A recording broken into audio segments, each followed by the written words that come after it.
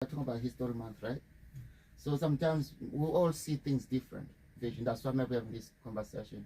Like, I was not blaming anyone, and I'm saying the way the past should be planted like a seed in the. You know what I mean? Like Kelsey, I totally agree with you that our past is very unique. There's lots of good things. I didn't know like my grandfather they're from KwaZulu Natal. You know, I'm a Zulu. They're about the living Zimbabwe. So if you go that, I respect, I love that, to hear that. But I don't want to use some of it as, yeah, I don't know, it's not like blaming people, like, it's like not to move forward, you know what I mean? So that's why I was saying, I'm focusing, when I'm talking, I'm thinking about Black History Month. I'm thinking about our leaders, all that stuff happening to us until this day. And the past word came to me like, the reason I point out the politics stuff a bit, that I'm from there, we're all living politics, no matter what.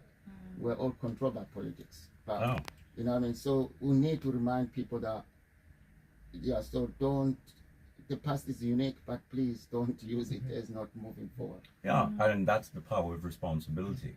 And the power of that responsibility from learning from our predecessors, which is the gifts that were given to us from our ancestors, are so plentiful, the plethora of them, but it comes with massive responsibilities for us each day. I think, and especially in Africa, we've, as Jonathan said, we've learned it, and fascism was learned from Europe, and it's a cancer in Africa and other parts in the world. It excruciates itself into our politics and our religion. Hence the reason I find remaining at center's boast to deal with these two, war with fire and ice, because we're in the mirror. So in working on that, there is a foundation. I think one of the most important questions I'll put to the three of you to end our session is in focusing on Black history and our pioneers. I'm about celebrating our history, as well remembering what not to do for future generations from also our history as well. So I love celebrating the good of it and also learning from the bad of it, to not pass on to my nephews and my great nephew and my great nieces and such, but also enlightening them that it cannot be whitewashed, because there are some out there who would like to burn our history or eradicate it and rewrite it. Hence the reason I use the quote, "Winners do not allow losers to rewrite your history." So that is a focus point for me, and promoting that in British schools and Black history is a must. I'm not asking for it anymore, I'm demanding it. We are a part of the infrastructures that build Britain. We've always been here, and we will continue to be here. So I'm not asking anymore, I'm demanding it. There's no more politeness in it. I'm asking you to come into my house where I laid the foundation for it, and you own the land. No, I'm not asking it anymore, I'm demanding it.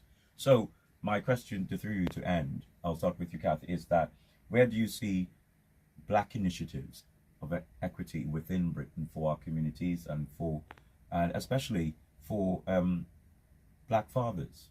One of the focuses for me this year more than anything is single Black dads, and also single Black moms. But really, the single dads, it's a big thing I've looked at in Yorkshire and other parts as well, but predominantly in my local authority. The presence of seeing strong, not only strong, but positive role models as a single father, Black father, within that community or within the narrative of the family, being that responsible, showing whether he's young or old. And for me, where do you see that initiative and that platform to grow, and what other policies you would like to see enact now and future? I'll start with you, Kathy, and go around from there. Well, quickly I'll say that I've not seen many initiatives. Actually, there is an organization that I'm supporting to do some funding bids and stuff. So I've been trying to understand where they're at, like the bigger picture of the organization. So it's led by men, and most people who come to the space, they are African men. And I've been trying to understand what they have done so far in terms of the projects that they have done, the initiatives that they have done. And I realized that they don't talk about men's mental health. And I had just to be inquisitive and find out why. then realized that there is a culture of dealing with things silently because we are men. And even the CEO was like, I'm actually not sure if I should just start the conversation with them, because every time we raise it, everyone just wants to deal with things secretly. So they are from Bolton, and I had a conversation with someone from the Bolton Council about funding for, initiatives that support men's mental health. And then they actually directed me to a pot of funding that's available. And this pot of funding is running, I think this is the 5th year it's running. But now they are primarily looking for charities that want to support men's mental health, because they feel that with all the projects that they have done in the past, men have been left in the margins. So it is high time, and I say this as an encouragement to all men to say, let's own our mental health, let's own our well-being, let's own our, I can't say it, but you know what I mean, let's own that. Like, it's happening. Like, it's not easy to be a man and to be labeled that, well, you need to be strong, you need to be macho, you need to be all that. No, you don't. I mean, you really don't. We've all been through the pandemic, we've all been through the worst, and you are allowed to break down and cry if you must. And we are here to support, and we need to make sure that as we create initiatives, we make sure that our spaces are inclusive, especially when looking for funding and making specific initiatives that support the mental health of men.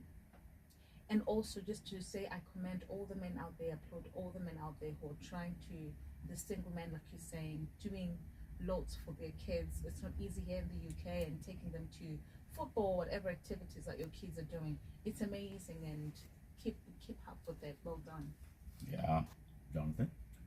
So for me, trust comes with time, and if trust has been broken for so many years, it means that we need those safe spaces to be able to feel the confidence to be able to cry in front of people. Yeah. So I think it's really important that we create initiatives to create safe spaces for a black man to feel that they can express themselves in public as well. So I think that's really important. I have learned to cry in Britain. Thank you, Britain. Well done. Well done. That's good. Very well.